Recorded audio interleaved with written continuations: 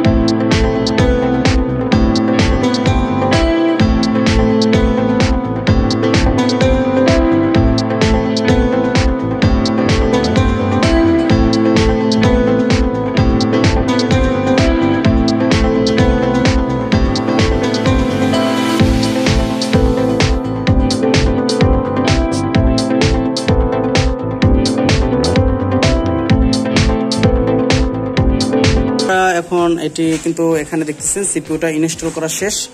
এখন জাস্ট আমরা চেক দিব যে আসলে আমাদের ফোনটা রানিং হয় কিনা। আর বন্ধুরা, যেহেতু আমাদের রিডিং সম্বন্ধে ধারণা অনুযায়ী আমরা সিপিইউর কাজ করছি, 100% ফোনটি রানিং হবে, ঠিক আছে। তো চলুন আমরা ফোনটি রানিং করার চেষ্টা করি।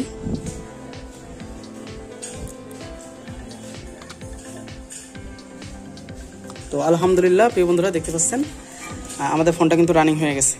আসলে এই ফোনটিতে সমস্যা যেটা ছিল সেটা হলো আমাদের পাওয়ার সাপ্লাইতে 6 রিডিং এসা পইরা যেত। এরপরে আমরা সমস্ত কিছু চেক করার পর আমরা স্টেপ বাই স্টেপ সমস্যাটা পাই সিপিইউ থেকে। আর যেহেতু সিপিইউটা পেস্টিং হওয়ার কারণে সিপিইউর থেকে যে বলটা আছে বলটা সাইডা দিছিল, যার কারণে এই সমস্যাগুলো হয়। বর্তমান সময়ের যে সেটগুলো আছে এই সমস্যাগুলো বেশি হয়। তো আজকে বন্ধুরা দেখতে পেলেন যে কিভাবে স্টেপ বাই স্টেপ আমি কাজটা সম্পূর্ণ করলাম। তো ভিডিওটি ভালো লাগলে অবশ্যই চ্যানেলটা সাবস্ক্রাইব করে রাখবেন এবং পাশে থাকা বেল আইকনটি ক্লিক করে রাখবেন। আর যারা অগ্রিম সিটগুলো বুকিং করবেন বন্ধুরা, আমাদের এই মাসের ব্যাচ 5 তারিখ শুরু হবে। যারা সিট বুকিং করতে চান তারা নিচে দেওয়া নাম্বারে কল করবেন।